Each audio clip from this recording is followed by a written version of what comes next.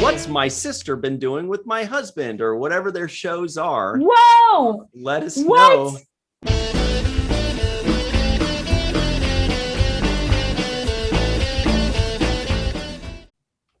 MacGyver is kind of like an sci-fi show from the 80s. MacGyver is the show that spawned its own verb to MacGyver something. MacGyver is the show that taught me that someone lives in Griffith Observatory. Hello, everybody, and welcome to Fallingtower's Watch the First podcast in which we watch the first episode of a series so that you don't have to, unless you want to. Today, we're doing a review of MacGyver 1985 version, not the new one, entitled Pilot. With us, as always, co-host and 2019 hot dog eating champion, vegan hot dogs, of course, Michael Kenyon Rosenberg. Yeah, I finished 2, and that's the record. So that's a good record. Most people throw up after 1. Just like, kidding. We're done. We love vegan hot dogs, or at least I do. I'm pretty sure you do, Mike. I'll eat them. They're a little bit high in sodium, so I try to only eat one at a time. But for this particular contest, I ate 2. Nice. We're joined by actress and superstar and Smiley Bridge, aka Bridget Fitzgerald. Hi. Hello, people who can't respond to me, but I'm thinking real hard thoughts at you. Hi, Bridget. Yay! It's like you're here. So yeah, 1985 MacGyver version, not the new version. If you'd like us to review the new version, then just say WTF new MacGyver or whatever it is. MacGyver 2016, I think it was. Yeah. Oh. And maybe no one's asked you to review the new one because they can't spell MacGyver. MacGyver's tricky to spell. Yeah. It has vowels in places I wasn't expecting it, and then no vowels. Right. Michael I kept trying to add a U right after there after the G. Yeah. In my head, it's McGuyver. And well, it's because I was thinking like McDonald's MC, which is actually what I found out he's named McDonald's after. has like they were MAC. inspired by MacGyver's. No, it doesn't. MacGyver McDonald's. I read an article. no, you're right. Guys, You're I right. can read. MacGyver. MacGyver. MacGyver. So that's what we're doing. MacGyver, you guys, ladies and gentlemen. If you want us to review Scottish. If you want us to review a show with whatever accent we can come up with, just say WTF and the show. You could say WTF Wings. You could say WTF Handmaid's Tale. You could say WTF or if you just like Geraldo. More Scottish accents, do WTF DuckTales and just make them do Michael McDuck do that. over Yeah. Scrooge McDuck. Duck. Also, I'm we on board are. for that. I'd watch that. We're kind of celebrating I would watch Tower the hell Day. out of that. Falling Tower Day. Falling Tower Day is June 1st of every year, because June 1st was a really good day for us. It seems it was like the day of our very first concert as Falling Tower was on a June 1st. Then I moved into this big house that we partied in on a June 1st. There's a lot more that I can't think of right now. It was when we reformed as an acoustic duo, wasn't it? Our first June 1st. Yep. I mean, so June 1st. There's just good things just tend to happen on June 1st. We're about to reach 1 million subscribers on June 1st, but then things kind of slow down, so it'll probably be July 1st or August 1st, but whatever. Anyway. Or it could still be June 1st. Tell your friends, tell your neighbors. It might happen. Also, Michael Kenyon Rosenberg, look what just arrived in the mail from you. It's a happy birthday thing from Michael to me, because my birthday is June 3rd, not to be confused with June 1st. So Michael says we should open this. Should we open it at the end? We should open it. Or at the beginning? I think right now. Let's just open it I think right now. There's too much buildup now. Okay. Now let's do a psychic poll. That would be cruel to make you wait. Everybody in the live chat right now, tell us if you want us to. Oh, they're already saying do it right now. Yeah. Okay. Yeah. Mm-hmm. Okay. But also take a guess. What do you think it is? You saw the size of the box. Predictions. What do you think it is, Bridge? Okay, my guess is cookies. Everybody loves cookies. Why not cookies?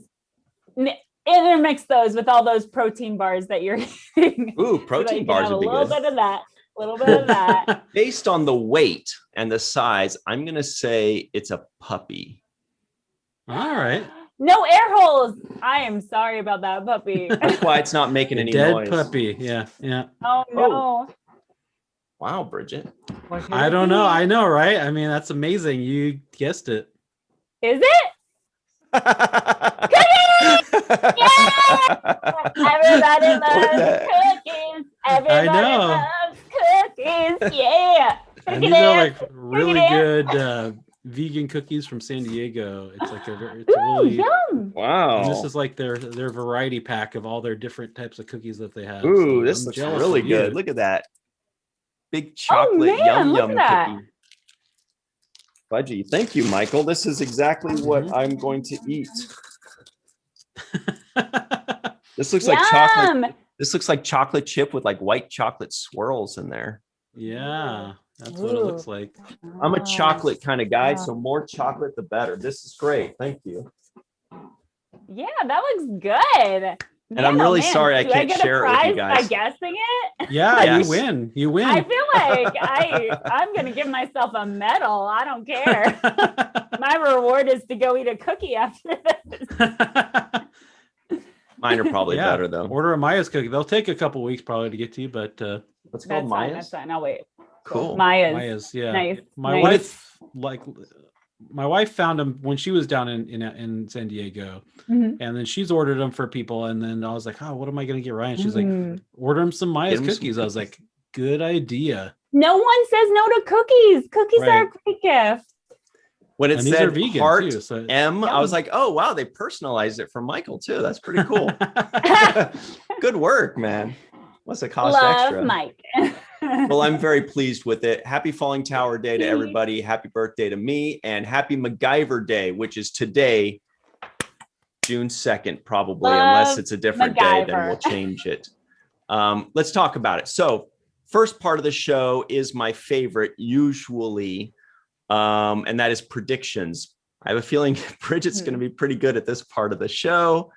How the hell did you get that? I mean, I don't know. I've got some skills right now, guys. Right, Maybe I should go play the lottery. Yeah, right when you said that, my mind exploded, just like the background in my picture.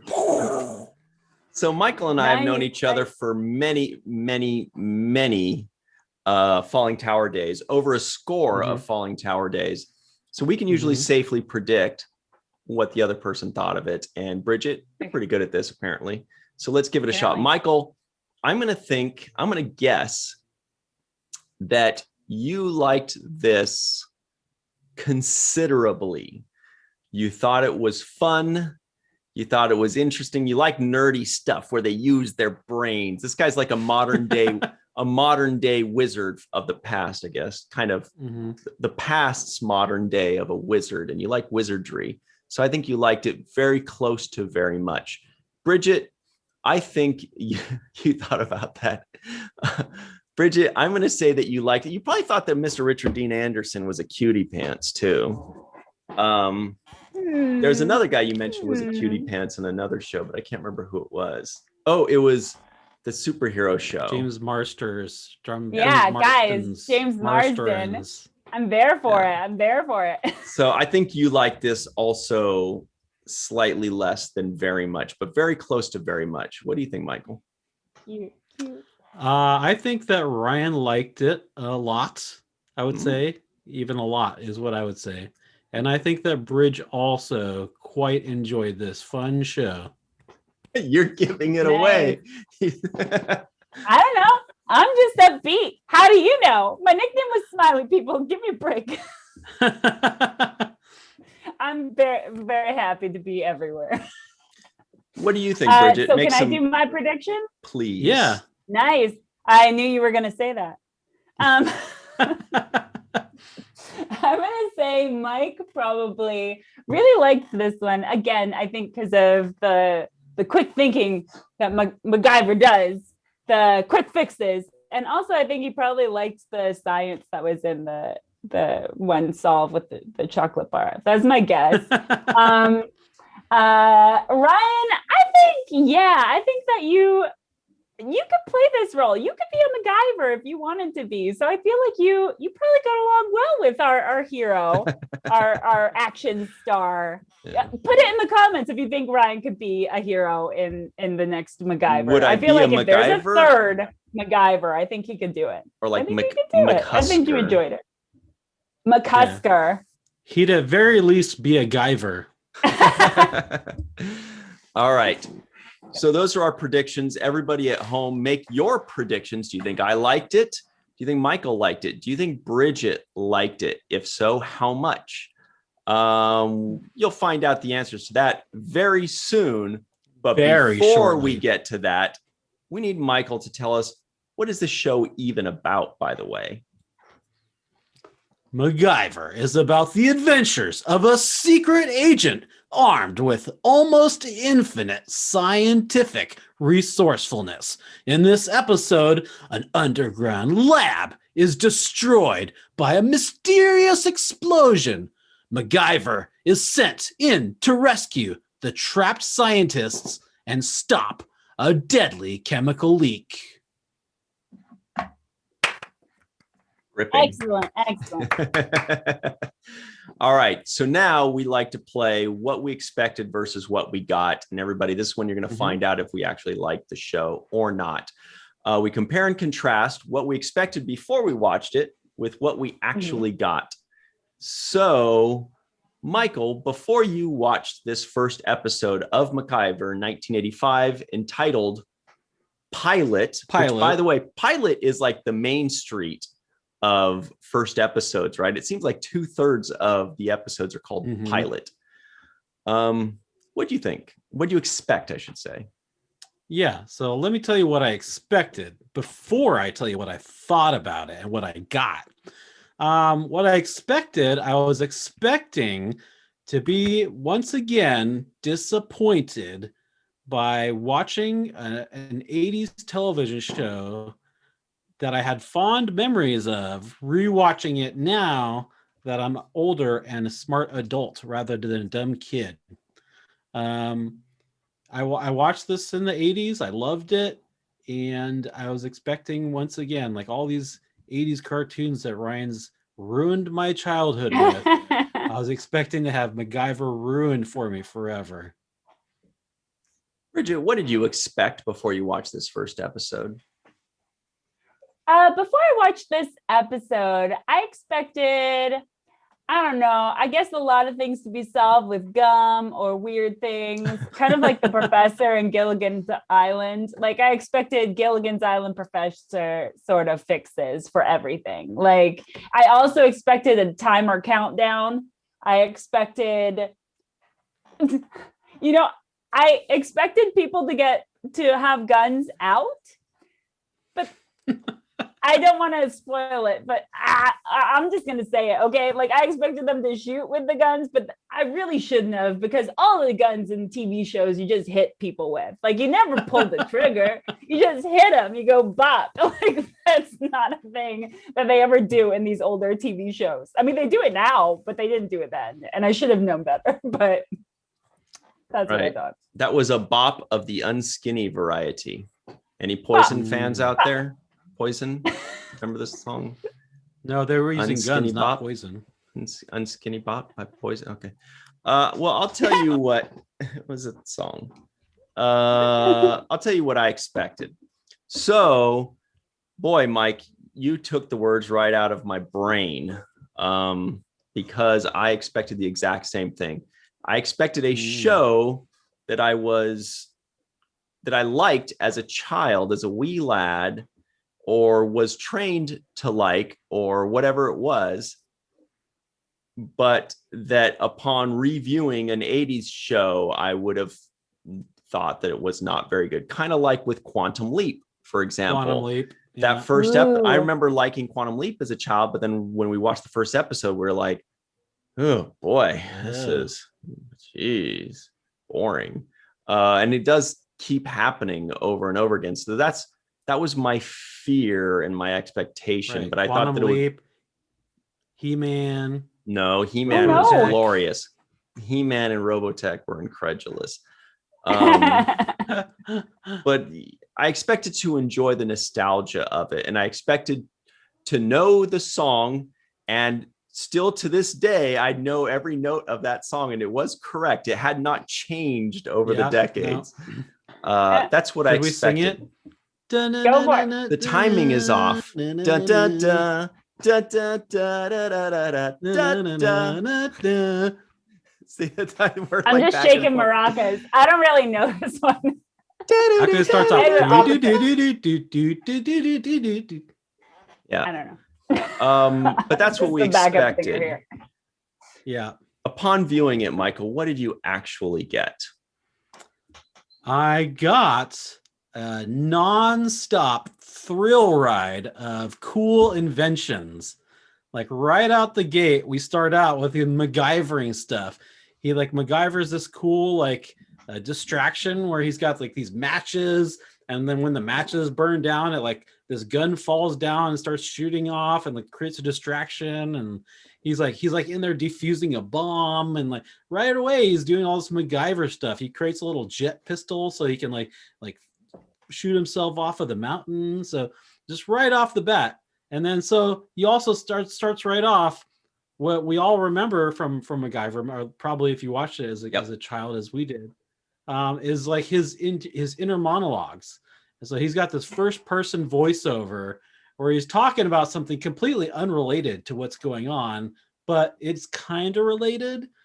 He's talking about this Palomino they had to ride, but then the Palomino that he's got to ride in this one is like the missile that he's got to defuse, and so it's I guess it's kind of a very literary device, because like he's like talking about something that's like I said, completely unrelated, but it does make sense. Like if you like think about it, like it meshes together. Mm-hmm.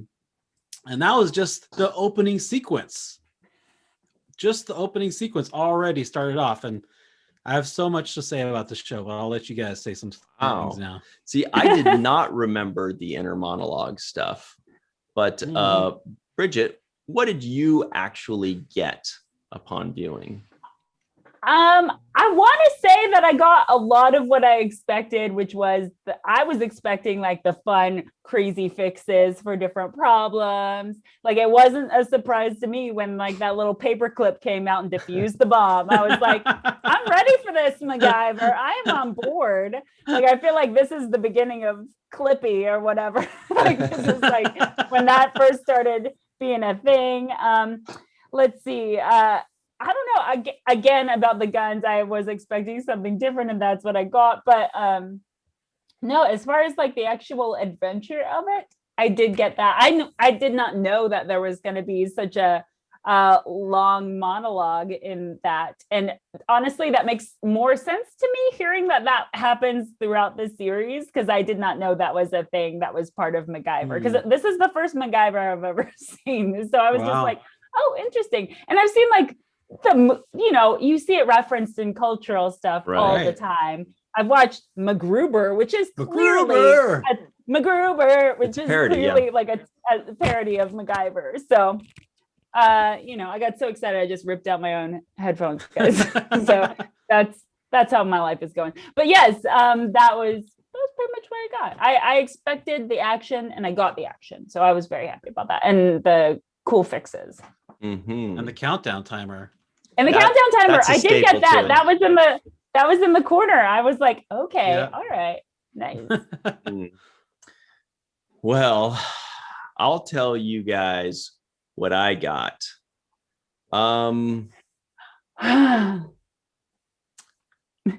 What I got was a dad show. When I watched it, I was like, this is totally a dad show. A show where probably every dad in the 80s was like, that's my kind of guy. He's cool.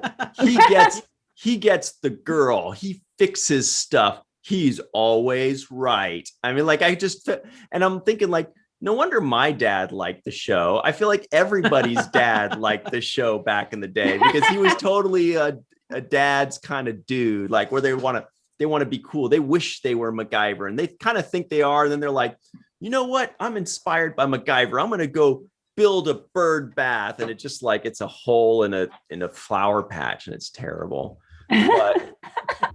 But also what I got was a really fucking good show. It was better than I expected it to be, especially for a first episode. Right. Watching it, I right just out kept, the gate. I just kept thinking, this is no wonder this show got picked up. I mean, like it didn't really have any growing pains. It just was like a good, well-formed, well-written show. There were some things that were 80s, you know, there was a little bit of silly Smoking 80s in the lab. Yeah, or like he meets a girl and 2 minutes later she's like, I'm gonna kiss you. This is so stupid, but like this is totally 80s. Ooh, I really want to talk about this when you're done though. I know. When I saw that scene, I was like, oh boy, we're gonna hear it from Bridge on this one. No, not that. She's gonna have something to say on this. Well, did you guys know about the Alan Smithy thing? That this was directed, and the title card it says Alan Smithy, which is a made-up name that directors use if they want to take their name off a project. So this had a director who was upset with how it turned out, and he took his name off the project. It was a 90-minute pilot originally, and it got cut down to half, and he hated how it was done. But really? I think, how else would you do this? This had a lot of movement in like 40 minutes. Also, it was like, that's the perfect time for a network pilot for an hour-long show. It's like 40 something minutes. Thank goodness it wasn't an hour and a half, because like we saw with Quantum Leap, that was just, you don't need it. And this was great. It awful? Was it too much? Yeah, this was great. I felt like it went from action to action, but I also think that's probably why like they were talking and then the next thing they're kissing. Several scenes could have ended up getting cut. Right. That's a good point. That's a save. I also noticed though how she was kind of wearing a dress and like the camera angles almost kind of like barely almost looking up her dress. And I was like, this can't be, I don't know. I just felt like there were definitely some 80s things that would not really do too well nowadays. People would be like, no, we're not doing that. But beyond that, really, that was it. You know, the rest was just cheesy and silly, but I thought it was surprisingly good. And even without the lens of the 80s, I was like, this is very good. So I was very happy with it. Right. Like it's just the whole way through, it never stopped. There was action. I mean, there was like, they didn't like keep you on the edge of your seat the whole show, but still it's like it moved along. It didn't take its time. It wasn't slow. There was action all the way through. Cool MacGyver inventions. I mean, like that's what you watch MacGyver for. That's what you want to see. It's like you want to see him MacGyver things. That's the verb that we have in our language today because of this show. It's like, and they started off right away doing it. And like I agree, it's like they had the show perfectly formed. Yes. Before even starting. It had fully matured already. Right. Yeah. The only weird thing is like that bald guy is like not like his boss. Yeah, I was going to ask you guys about that. His name was Andy Coulson, but I was like, wait a minute, isn't that Pete? I feel like his name is Pete later on in the show, and he's his boss. So I'm like, at what point after the first episode does he change his name and become his boss, or is it like, did they figure that one guy, Gant or whatever, was an unlikable character, but they're like, but that Pete guy, he's got grit. Let's use him instead. Well, you know, but we'll have to find out about that. I don't know anything. Oh, it looks like he was in all 7 seasons, so probably not that long after this first episode. Probably just the second episode. Yeah, we've seen that before. They're like, oh, this guy's good. We should make him his boss. Yeah, the other guy's unlikable. Or maybe the other guy was like, I don't like the way this thing turned out either. I'm out of here. Right. Well, let me ask you guys this. I thought that it only got better, I think. What? I didn't see the original version of this, but I can't imagine it with more stuff than is going on right now. Like I feel like they did a good job of cutting it down so it just really moves. Yeah. So let me ask you guys this. I kind of said this at the very, very beginning, but there was a point where I thought, is MacGyver sci-fi? I mean, because there's all these, when they go into that station and there's like all these buttons and lights, switches, and all these things going on that I'm like, this does not look like anything that was real in the 80s. Then they got lasers that shoot and explode things. That's not what lasers do or did back in the 80s. And there's acid falling and all this. Like, I felt like this was sci-fi. I didn't think of it that way back in the day, but I was like, there are a lot of sci-fi elements that I don't think were accurate for the 80s. What do you guys think? I wouldn't call it sci-fi. There's definitely a lot of science. I mean, like MacGyver, like when they're down in the lab and he's like metallurgy lab. Let me think. Oh, how can I science my way out of this? And then he's like, so what is, I forget the metal, something like sodium something. And then he makes a bomb. So that's cool because he's using science, but it's not, I mean, it seems to me, I'm not a scientist myself. So I don't purport to be an expert on these inventions that he's making, or if they would actually work in real life. But it seems like it's the kind of thing that they would have researched, and they would have had some kind of science advisor on staff to say, oh yeah, this is, because there's going to be some nerd somewhere who's like, wait a minute, that doesn't react with that to cause an explosion. That's fake. So to me, it's not really science fiction, it's just science faction. That's a good term. I want everybody to be using science faction as a term. You heard it here, folks. Spread it. I agree that it was a cool use of science. And I mean, I could see where like just the lighting and the outlines of things felt like it lived in that sci-fi universe. So I could see how it just kind of like naturally felt like that in what they were working on. But as far as like at the end of the episodes, the thing that they were talking about, I think was like, what was it, like a greenhouse effect or something? And that's just science. Like that's not fiction, but perhaps what they were doing down there specifically was a little made up. And he was saying how he's going to like completely stop the ozone layer. I'm like, that's not a real thing. I'm like, guys. Oh really? You two are going to do that? Okay. You're just going to aim a mirror back up to it and the world's going to explode, right? Well, I mean, it's a good thing they didn't do it. Yeah, I mean, thank God for MacGyver. I don't know. There are definitely some things that I thought were science fiction. Again, like the lights and the buttons. I'm like, did things really have all these lit up buttons that were going? That just looks like Doctor Who to me, or Star Trek or something like that. All these extra lights that are unnecessary. Maybe. I don't know. My dad worked in computers in the 80s, and I remember going with him to, he worked for a company called FMC, which was like a military contractor.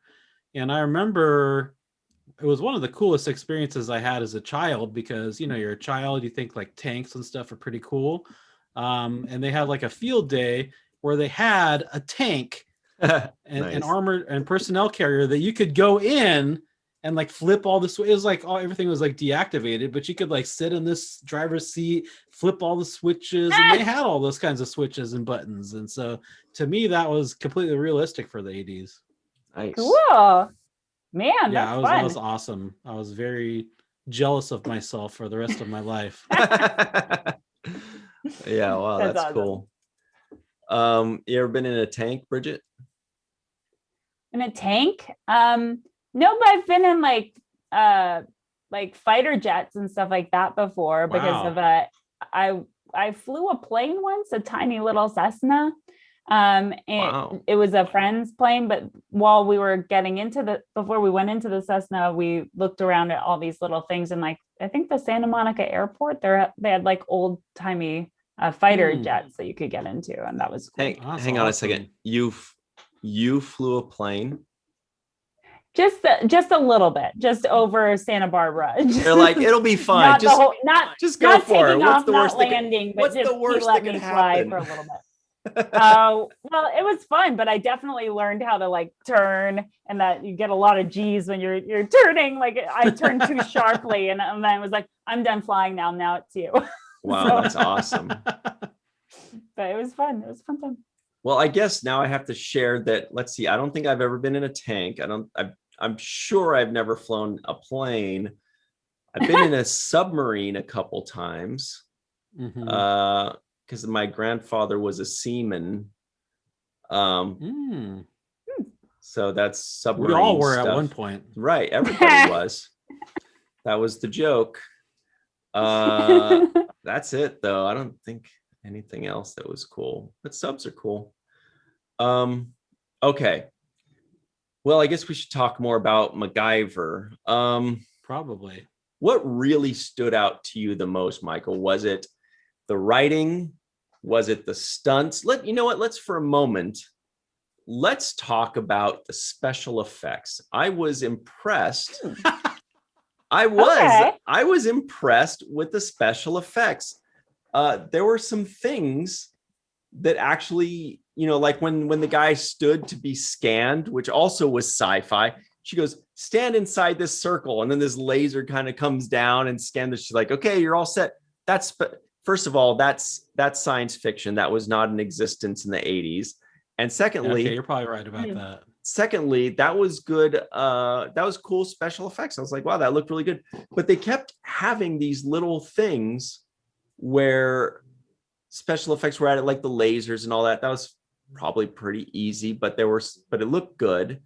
There are a lot of moments there. I don't know if you guys noticed any of those, or if I'm on an island here. I noticed one real bad special effect is when they got an elevator and they had the terrible green screen that went by as they're kind of going down. Like that was just terrible. Oh, I'm glad I missed that. Oh, yeah. I'm glad that you one did too. Yeah, it's terrible. If you get a chance, just skim back and like go rewind just to the part where they're going down the elevator, and it's just like it's terrible. I couldn't like not watch it. It was so terrible. Or like, for example, I don't know if this was a special effect or a practical effect, but like when he puts the stick to the hot door and the stick just goes and like catches fire and fully combusts. Right. Like, I don't know how they did that trick, but it looked really good. It looked good. I mean, I don't know. I guess probably the best testament that I can do to them doing special effects is that I didn't walk away thinking, oh, that was a crazy special effect. Like I just felt like, oh, I watched them have an adventure. Like that was my biggest takeaway. And I feel like that's good if you can make people forget all the technicalities especially that went into what you're watching. Yeah. Right. Well, I felt that way except for that elevator scene, which was just the elevator scene. It was terrible. Terrible. What I noticed at the beginning, like the very beginning, first couple minutes, when I realized this was going to be actually good, I was like, whoa, is this going to be a non-disappointment? What a relief. Was instantly, it has this charm to it. MacGyver, you know, the actor Richard Dean Anderson has this charm to him. The setting, the way it's delivered, like there's this crazy, unbelievable situation where they're on some plateau on a mountain. He's climbing up, like totally ridiculous. Yeah, he's just cool and collected and just kind of playing these tricks and wearing a super red beanie that's extremely visible. And the whole thing is just very charming, you know, and nobody takes anything seriously. I wrote in my notes that was his Where's Waldo hat. Like that he was wearing on the side of a mountain. I'm like, they said that it was in Asia. I'm like, clearly this is the Grand Canyon. But all right, it's Asia. Right. Okay. That's the Grand Canyon of Asia. Yeah, I wrote, oh, they're in the Grand Canyon. And then 30 seconds later, I'm like, oh, wait, Central Asia, I mean. Well, for me, I mean, the casting of Richard Dean Anderson was just brilliant. I mean, if anything, it seems like they might have just written the show around him. I mean, it's like this show would not have been as perfect as it was without Richard Dean Anderson playing MacGyver. In fact, maybe that's why we haven't really heard too much about the new one, is maybe the new guy's not as good. But Richard Dean Anderson is just, I'll tell you this. I've been watching, my wife is a big fan of the Stargate series. And we've been watching Stargate SG-1 with Richard Dean Anderson. And he's all right, but he's not a MacGyver in this show. This actor with this role perfectly meshed together, and I think he's what brings some of that charm that you're talking about. And I think that it's just his natural charisma in the role of MacGyver, because he doesn't have that charisma in SG-1. So, all right, Bridget, tell us, is he hot or what? Super hot. He's good Nice. looking. Honestly, I feel like most women are attracted to anybody that like is smart. Smart. He can figure stuff out, and he's assertive, but he's fun. Like, I honestly like the way that he's just kind of like playing with the girl and being like, these are my candy bars from a snack, you know, like that's just really sweet and playful. And I feel like that side of the actor himself really helped, because that's a little bit different to have like a guy who's like super alpha and goes through this adventure versus a guy who's kind of playful, and you kind of want to follow this guy around and see what's going on. So I agree with Mike. Like, I think that this was a good mesh for him, for who his personality is, as well as his abilities as like a action hero. Plus, he can defuse a missile with 1 second left. With 1 second left. He wasn't even in a rush. They're waiting until the one. He wasn't even in a rush. He was just like, all right, I think this is fine. He goes in slowly, whereas the rest of us, we'd be like, oh shit, let me just go as fast as I can. My missile, no. But yeah, he did have that charm, which was important, because he could have come off, based on the script, as smarmy or a little overly confident. Like when she's like, oh, you're gonna get candy bars at a time like this, most people would be like, no, they might come in useful because acid, blah blah blah. He could have just told her then, but the script makes it seem like, I'm just gonna keep you guessing, whatever. But the way he says it, it almost looks like he's just got all these things going on in his head, and he's just always calculating. So it's not that he's not telling her to be a dick. He's just not telling her because he's thinking. He's just always working. His mind's always moving, and he doesn't have time to fully explain. The other moment like that was when he says, "Stay over here," and she says, "Why?" And my first thought immediately was because he doesn't trust the guy that's on the other side as a possibility. And he could have just said that. He could have said, just in case, but instead he says, oh, I got a hunch or whatever. He said something really vague again, rather than, he could have just said, just in case this guy turns out to be dirtier. Who knows? Well, that's good TV writing, I guess. Otherwise she wouldn't have crept out. Like, you know what I mean? We really like, want our damsels to be in distress. So yeah. That's why I really liked Richard Dean Anderson. I thought that he was very charming and charismatic. He was very believable. And yeah, like Michael said, like, it did feel like they wrote the show, or at least directed it by Captain Smythe or whatever it was. Alan Smithy. Yeah. Like they at least directed it around him and let him deliver things in his way that really bumped it up. The writing was great, but I thought that the acting was, the actor was great. He's not bad in SG-1, but he's no MacGyver. I'll say that. So. Oh, all right. Fair enough. Did you guys notice who the executive producer was? Oh, Henry Winkler? Yeah. That was fun. Yeah, what's up with that? I mean, leather jacket. All right. I see his influences. No, I'm just kidding. Yeah. But I mean, cool guys make cool stuff. That makes sense to me. that checks out. That checks all the things for me. I'm like, oh, yeah. I mean, it seems to me it'd be like if you're Henry Winkler and someone approaches you with this show, then you're like, yes, sounds fun. Let's do it. Let's make a fun show. Let's do it. I'm on board. And they're like, sorry, Fonz, we want you to produce, not act in it. He's like, hey, but I can do it. Hey. Nah, sorry. Sit on it. Okay. But I feel like that is the path of a lot of really good actors, is that they end up being really good producers. Like what's his name? Brad Pitt, who's now producing on so many things and just won an Oscar or whatever for doing that. I feel like that's the arc for once they're, they've got their stuff set, and they some actors go on to become great directors. What's her name? Penny Marshall.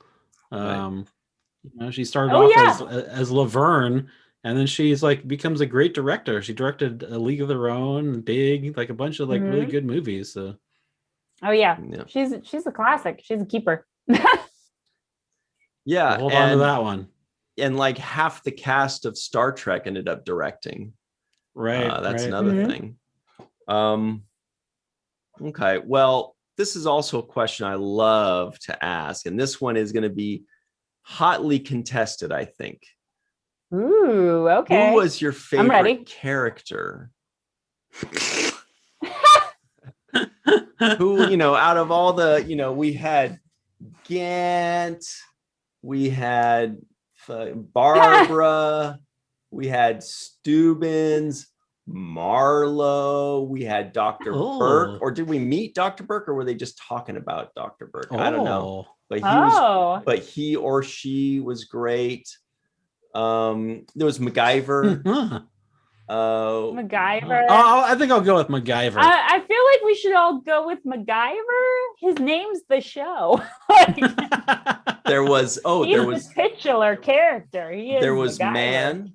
There was Man. The guy. What was the deal with the little kid that he's mentoring or something? Yeah, that we see for brother. 2 seconds, and then at the end for 2 seconds. That must have been what you said. Was probably left on the cutting room floor, because I don't know what was going on with whatever his name was. We heard his name, but then I was just like, we never really got to explore who that was. It made no sense at all. You're right, and I'll bet you it's because they cut all that stuff out where they would have explained the whole thing, the whole reason for that. I do want to say there was a character named Man, according to the closed captioning. The guy that he saved. He was my favorite. He was my favorite Man. Oh yeah, Man. Yeah, the guy that he saved, when he says, he's like, "What are you doing, Man?" It says, "Man, what are you doing, MacGyver? I'll tell you later." And then he says, and then his next line is, "What are we doing?" And he says, "Making a rocket thruster," or something like that. But it was. Was that the guy in the cage? Yeah, guy in the cage, dude. That's Man. Oh, it's Man in the cage. Man in the cage. It just said Man. That was his. Yeah, but we know him as Man in the cage. I know the rocket booster scene, because I actually did end up doing, what's it called, paragliding, where you use the little thing. Nice. And you have to walk off a cliff, and the cliff, because of the wind currents from water going up, I went paragliding by the ocean. Going up, it lifts you. As long as you go out, it goes up and out. So I was like, they don't really need that, do they? Like the rocket thing. But I guess that makes sense if there's not really an actual natural ocean, and then like this, then that would be why you would need a thruster to go out, up and out. They could just jump. Now, they could just jump. At the same time, though, that was also a kind of a rude little thing by MacGyver. Like, he's grabbing the guy and saying, "Let's jump off a cliff." And the guy understandably is like, "Hey, what are we doing here?" And MacGyver's like, "I'll tell you later." And the guy's like, "All right, that's good enough for me. Let's jump off a cliff." You know what I mean? Like, you would at least be like, he just saved his life. So also, his name is Man. He's not into details. Just fine. Things fine. All right. Yeah. Plot. I thought it was cool, just all the sets that they had on this, man. Just for one show, big budget. They did a lot of set design. They did, and they repurposed the Griffith Observatory. Like, I was like, wait a second, what is happening here? I thought I'd had a stroke or something, because he like is outside and you can read the words Griffith Observatory behind him, and he's like showing up at his home or whatever. And how does he live there? Well, the inside they've transformed into like his mansion or whatever he lives in or whatnot. And the kid talks about like how an weird apartment. it is. I mean, I don't know if it's a mansion. Okay. Well, his place is inside, quote unquote, and that was the exterior of his home. And the only reason I know that is because then when they go back to the home, they show an exterior of Griffith Observatory again. Right. And then inside we see him partying in his house. And I'm just like, this is very confusing. Like, what's happening right now?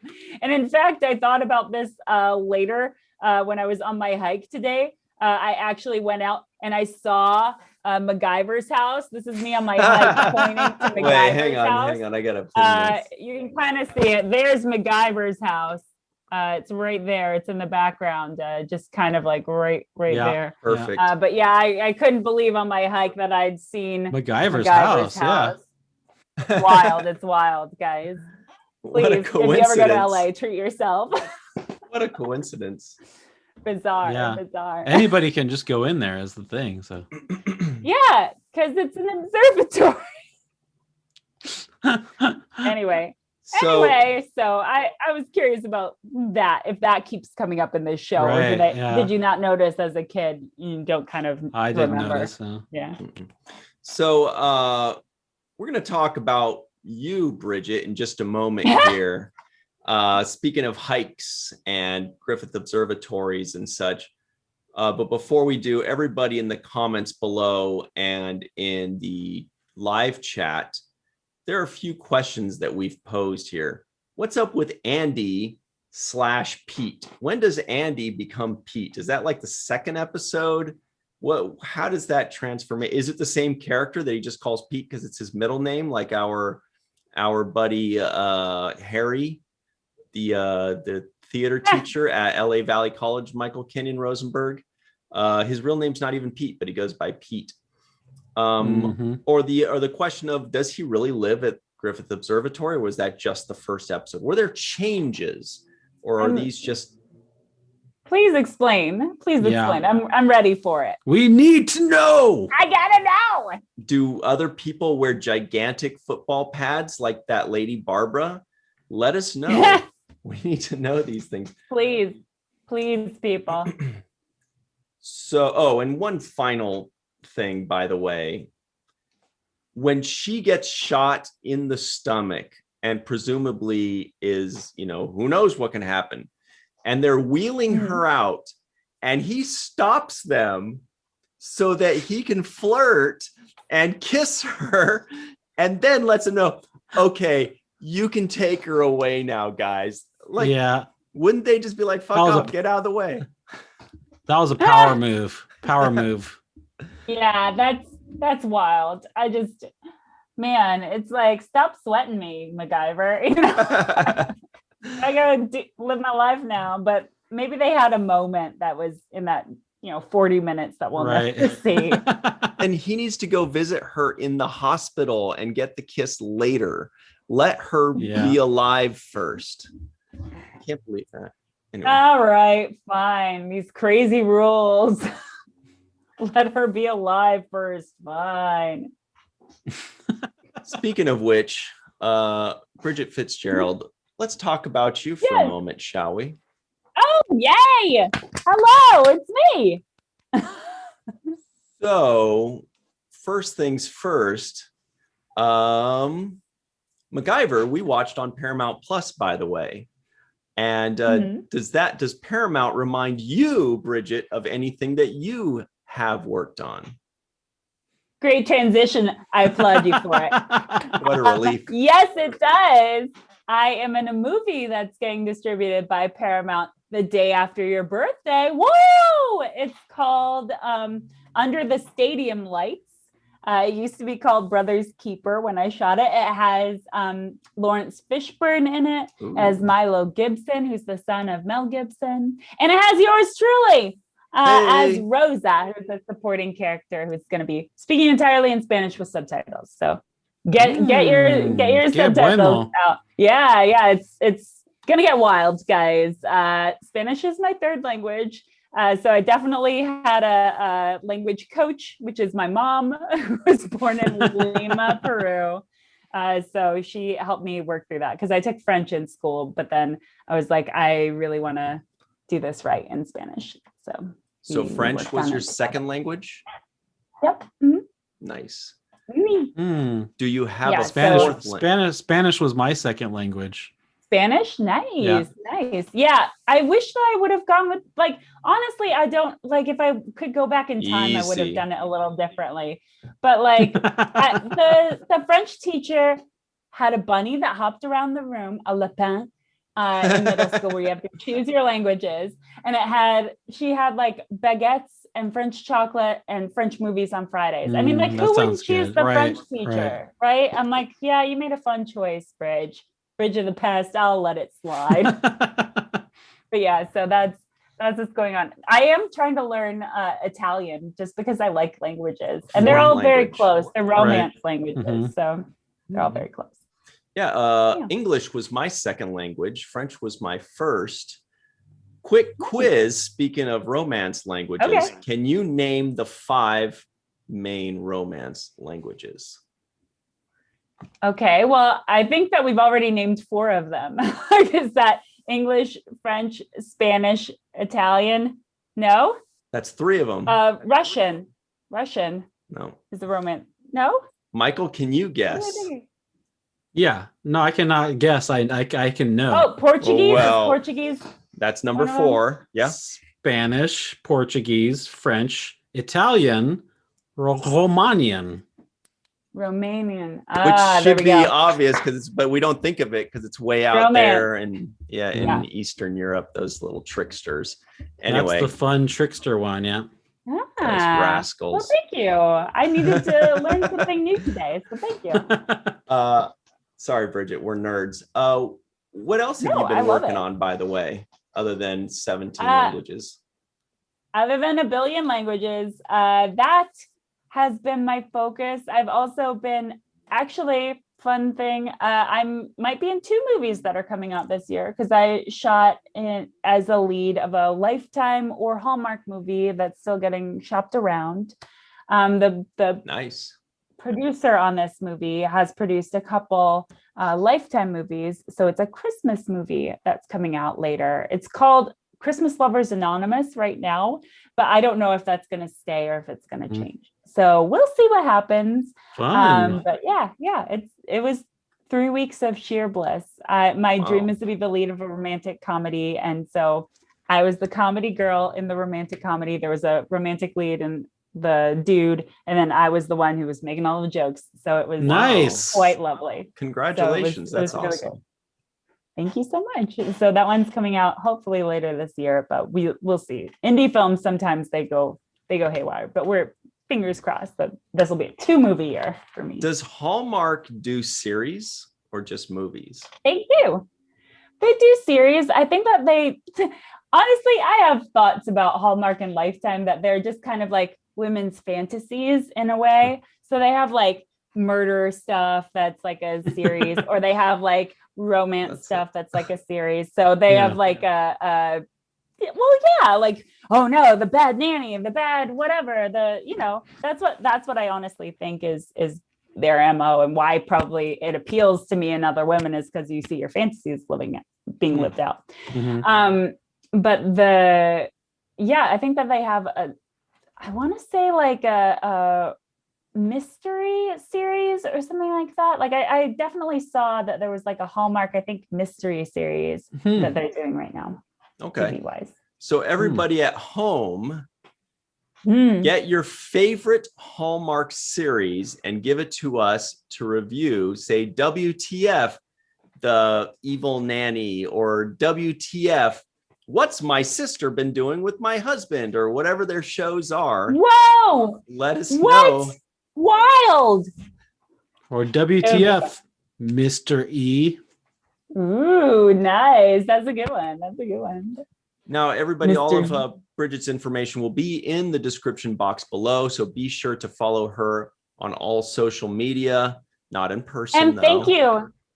You can follow me around in person, but I don't leave breadcrumbs or treats. Dogs often do that. Cookies. I don't have anything in my pockets. No cookies. You have to go to Ryan Husk's house for that. Like he has cookies. Yeah.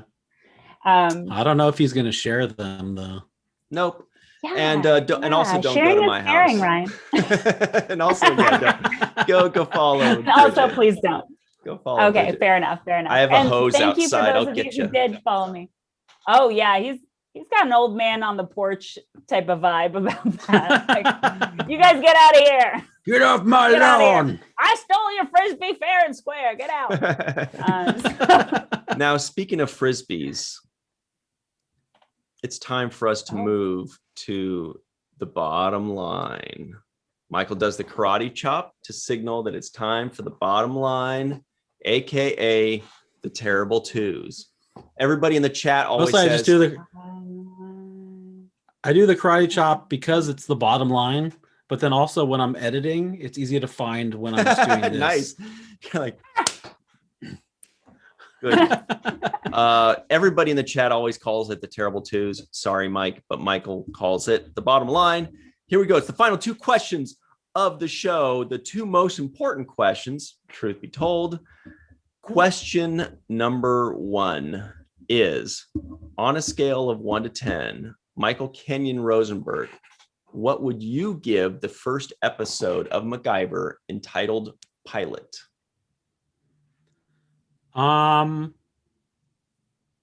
Yeah, I'm gonna give it an 8.5. I'm not even gonna like waffle about it at all. It's a good show. It's a good show. 8.5. If you're like thinking, a show from the 80s, how good can that show be? In my opinion, 8.5 good. So there you go with that. Bridget, scale of 1 to 10. Oh, Give it to us. fantastic. I'm going to go ahead and say I'm a 9. Of all of us here, I feel like I'm the most lenient judge. I'm going to say full out 9. Reason why, I learned a lot about chocolate and its properties with chemistry. And I feel like I enjoyed that so much because it caught me off guard. So if something catches me off guard and makes me go, I enjoy it a lot. So 9, solid 9. Noise. Yeah. Yeah. Nice. Well, I've kind of gone back and forth a little bit. But I think if I'm to put myself in the land of the 80s, and if I'm to be honest with myself and people watching this show for the very first time in 1985, then yeah, it's a 9. It's a 9 for a pilot. It's a 9 for a first show. It's well written. It was good. Very good. I'm gonna, I was going between 8.7 and 8.8, but I decided to go with the 9 because why judge it so harshly, right? We're not rude like Michael. But what about somebody who was watching it for this first time in 2021? Ooh, Then- does that change it? Yeah, then it would be like an 8.7 or 8.8. Mhm. Okay. But since we don't have any rules, and I definitely flip-flop on that all the time. Sometimes I'm like, I don't like watching Doctor Who because it's old and stupid. But then MacGyver, I'm like, well, looking at it through the lens of the 80s. Yeah, we don't have rules. So very high marks. Yeah. Very high, but it deserved it, I think.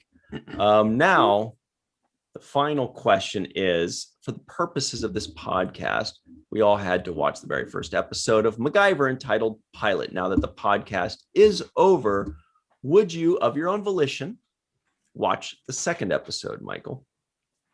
Yeah, heck yeah. Heck I'm yeah. all about it. Yeah. Nice. I'm gonna go with Michael on this one. I will say yeah. Maybe not heck yeah, because I'm quiet and excuse me. reserved. But I'll just say yes. Yes, I would. And I think I honestly, just because I enjoy the little cool doodads that he makes and does. Yeah. Like I think that part is watchable, highly watchable. You gotta watch a MacGyver. Watch the MacGyver, you know. And then learn how to MacGyver things. Yeah. I love learning how to do things. And I love learning how things are made. I liked watching MacGyver some MacGyvers. On nice. MacGyver. On MacGyver. Well, this is where I'm going to have to be the party pooper, and I'm going to have to disagree with you, Bridget. But I am going to agree with Michael and say it's not a yeah, it is a heck yes. It's a heck yeah. Because it deserves it. It's a fun show. I will say that for having never watched it and watching it just now in 2021, it was fun. I had a good time. That is cool that you got to see it with the fresh eyes. You'd heard of it. Yeah, of course. It's in the culture now. Oh, yeah. It's something that people talk about and people mention. I don't know, like it's referenced, it's spoofed. But going back and seeing the real deal, it was like, yeah, I can see why everybody got into it for 7 seasons. That's a pretty impressive thing for TV, you know? It's part of our zeitgeist. It is part of our culture now. The word MacGyver and the idea of making something out of little things. Making life-saving inventions out of household materials. Magruder. That's MacGruber, yeah.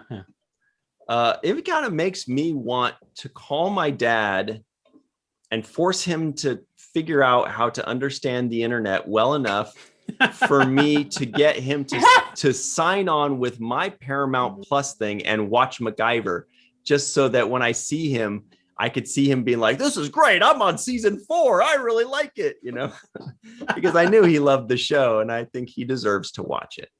I can see all him dads loving do. that show. Yeah. I think everybody wants to be MacGyver, kind of. Yeah. Anyway, I guess that's about it, guys. Everybody at home, please remember to suggest the shows that you'd like for us to review. Please make sure to cyberstalk Bridget because she's awesome and she will keep you smiling and laughing and she sees cool places. Yeah. It is fun times. And you can watch her playing with the drone that she just got. It's true that I just put that up and I can't believe I've gotten to play with a drone by people who made drones, just sent me a drone. And they were like, do you want to make a video? I'm like, sure. I would love to make a video about you and your drone. It was the funnest. Influencer status right here. I got a free drone. Hashtag influencer. Hashtag fun times. So you want to see me crash a drone, please watch that video. No spoilers. It's a good time. No spoilers. Maybe you could MacGyver it a little bit to fix it. Yeah, next time I'll use a paper clip. Turn it into a raft. Yeah.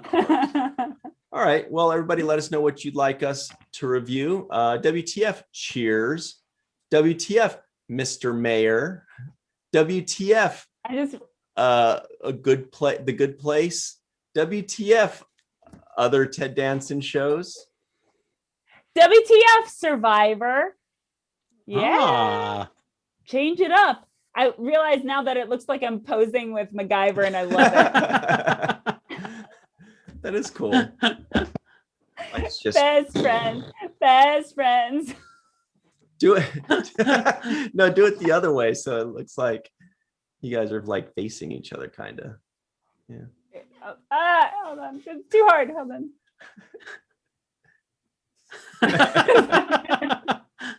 He's holding you. Yeah. Yeah. All right. Anyway, I think that's about it. I get sidetracked. I think that's about it, right? Tell us about this podcast, Ryan. Yep. Oh, yeah. This podcast is a thick, gummy residue. This podcast was an explosion behind MacGyver. This podcast will be edited together and moved into another podcast using clips.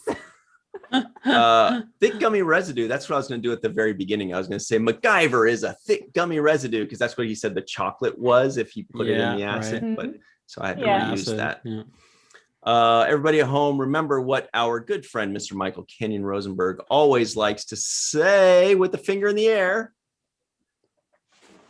Ta-da! Don't forget to register to be an organ donor and consider live organ donation because you can help two people. The person that you give the kidney to and then the person that is taken off of the list. And then also, don't forget to watch the first of MacGyver and other things. Right.